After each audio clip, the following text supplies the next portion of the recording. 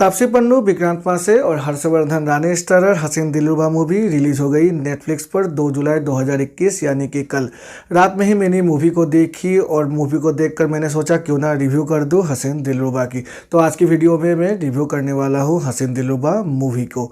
नमस्कार दोस्तों, मेरा नाम है विराज और आपका स्वागत है मेरे चैनल रिव्यू टॉकीज में। तो चलिए आज की वीडियो को फटाफट शुरू करते हैं।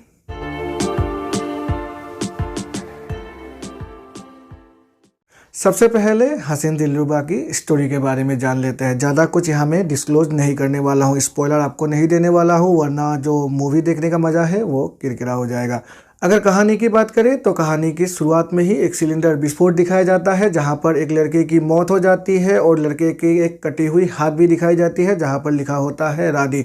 और उस लड़के की मौत पर उसकी जो पत्नी है उसे शक के दायरे में लेकर पुलिस उसे अरेस्ट करती है और फिर जो इन्वेस्टिगेशन है वो आगे बढ़ता है। और इन्वेस्टिगेशन में ही जो कहानी है वो फ्लैशबैक में चली जाती है। तो फ्लैशबैक में दिखाया जाता है एक सिंपल, एक काफ़ी शर्मीला लड़का जो कि पेशे से इंजीनियर है, जिसका नाम है रीशु। वो अरेंज मैरिज करने के लिए निकला है और अरेंज मैरिज करते समय उसकी मुलाकात होती है एक काफ़ी बबली, हॉट एंड सेक्सी लड़की रानी से, और दोनों की ही अरेंज मैरिज हो जाती है। दोनों की ज़िंदगी चलती रहती है। ठीक उसी बीच उनके जीवन में एंट्री होती है नील की, जो कि काफ़ी हैंडसम और काफ़ी मैचो लड़का है। तो नील की एंट्री के साथ ही उनकी जो मैरिड लाइफ है उस पर थोड़ी सी परेशानियां शुरू हो जाती है और नील के प्रति आकर्षित हो जाती है रानी, और दोनों के बीच एक्स्ट्रा मैरिटल अफेयर शुरू हो जाता है जिसका पता चल जाता है रीशु को। और उसके बाद क्या होता है इसी को लेकर कहानी को लिखा गया है। तो कहानी में एक मिस्ट्री भी डाला गया है, मतलब खून जिसका होता है, क्यों होता है और कैसे होता है, इसको सॉल्व करने के पीछे पुलिस लगी हुई रहती है। तो क्या फाइनली पुलिस इसे सॉल्व कर पाती है या फिर नहीं, इसी को लेकर पूरी की पूरी जो ये हसीन दिलरुबा मूवी है उसको लिखा गया है और पूरी की पूरी मूवी इसी पर ही बेस्ड है। तो ये एक काफ़ी अच्छी मिस्ट्री थ्रिलर हम कह सकते थे, लेकिन ये है नहीं। क्यों? क्योंकि स्टोरी में काफ़ी फ्लॉज है।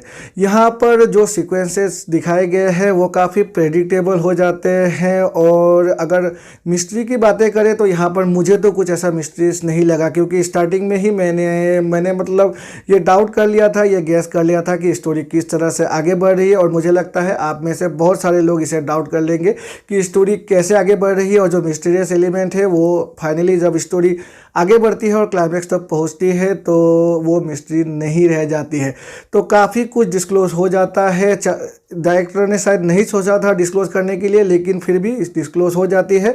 तो यहाँ पर मुझे कुछ ऐसा मिस्टीरियस एलिमेंट नहीं लगा। हाँ, ये थ्रिलर है जिसे आप थ्रिलर के तौर पर देख सकते हैं, लेकिन ये मिस्टीरियस थ्रिलर जिसको बनाने की कोशिश की थी डायरेक्टर या फिर जो फिल्म मेकर है वो, लेकिन वो इसे बना नहीं पाया है। तो इस हिसाब से ये एक काफ़ी बढ़िया मूवी हो सकती थी, लेकिन ये इतनी बढ़िया मूवी नहीं हो पाई। जो फाइनल प्रोडक्ट निकला है वो इतना बढ़िया नहीं निकला है। अब चलिए बातें कर लेते हैं एक्टर्स के बारे में।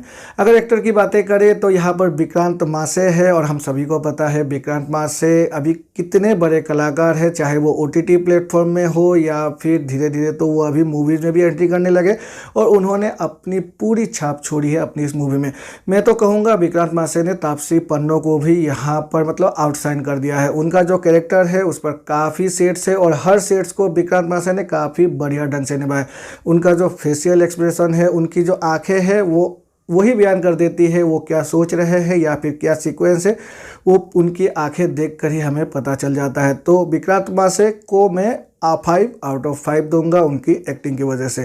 यहाँ पर तापसी पन्नू भी है, और तापसी पन्नू ने एक्टिंग मैं कहूँगा अच्छी ही की है, लेकिन वो थोड़ी सी मुझे रिपीटेटिव लगी है, क्योंकि उनका जो कैरेक्टर है वो मुझे थोड़ा सा कन्फ्यूजिंग लगा है। और ऐसे कैरेक्टर में हमने तापसी पन्नू को पहले भी देखा है बदला मूवी में, जहाँ पर उनका कैरेक्टर ठीक इसी प्रकार से था।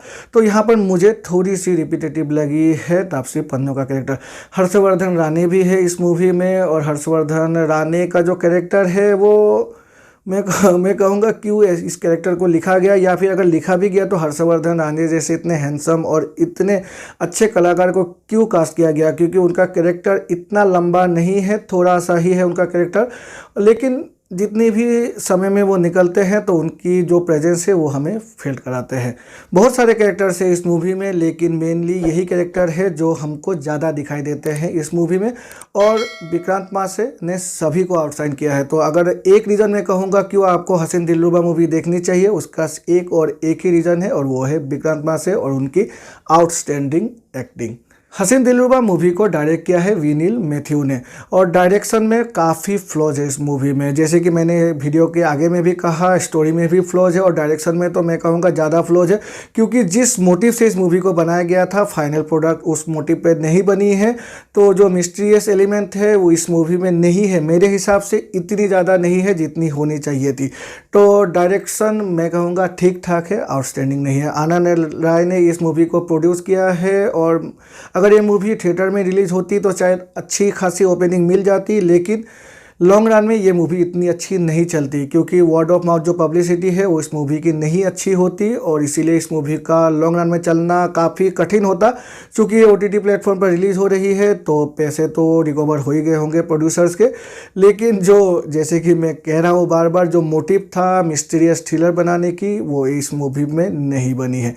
तो ये थी मेरी रिव्यू हसीन दिलरुबा मूवी की। अगर मुझसे पूछा जाए ओवरऑल रेटिंग के बारे में तो इस मूवी को मैं दूंगा 2.5 में, ज़्यादा से ज़्यादा 3 आउट ऑफ 5, क्योंकि अच्छी है ये मूवी, वन टाइम वॉच है, थोड़ी सी फास्ट पेस है तो आपको बोरियत नहीं फील होगी, लेकिन इतनी भी अच्छी नहीं बनी है जितनी कि ट्रेलर या फिर जो इसकी जो भी हाइप थी उसके हिसाब से ये मूवी खरी नहीं उतरी है। अगर इस वीडियो को देखकर आपको अच्छा लगा हो तो प्लीज़ मेरे चैनल को लाइक और सब्सक्राइब कीजिएगा, सब्सक्राइब करके बेल आइकन को प्रेस कीजिएगा, जिससे कि मेरे ऐसे ही नए वीडियोस की नोटिफिकेशन तुरंत आपके पास मिल जाया करेगी। तो चलिए मिलते हैं अपने अगले वीडियो में, तब तक के लिए goodbye and take care.